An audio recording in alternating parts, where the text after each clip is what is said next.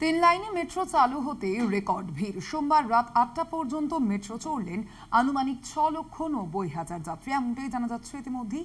এই তিনটে লাইনে একেবারে রেকর্ড ভিড় বলে জানতে পারা যাচ্ছে। আমরা কথা বলবো নিয়ে ফোন লাইনে রয়েছেন প্রতিনিধি শাশ্বতী রায়। শাশ্বতী, কি জানা যাচ্ছে?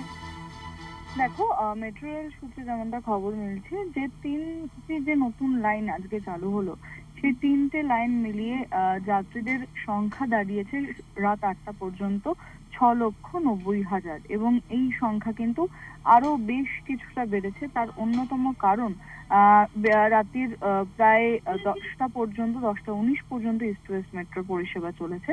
তাই মনে করা হচ্ছে যে এই সংখ্যা কিন্তু আজকে 7 লক্ষ অতিক্রান্ত।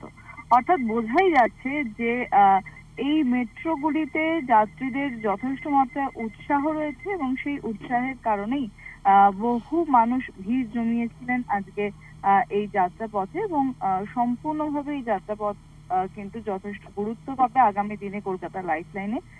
কার্যত বলা যায় যে এই মেট্রো পরিষেবা যথেষ্ট গুরুত্ব রাখতে চলেছে আগামী দিনেও, এবং ব্লু লাইনকেও হয়তো ছাপিয়ে যাবে আগামী দিনে ইস্ট ওয়েস্ট মেট্রোর পরিষেবা, এমনটাই জানা যাচ্ছে মেট্রো রেলের তরফ। ধন্যবাদ তোমায়। আমরা কথা বলছিলাম, আমাদের সঙ্গে ফোন লাইনে ছিলেন প্রতিনিধি শাশ্বতী রায়।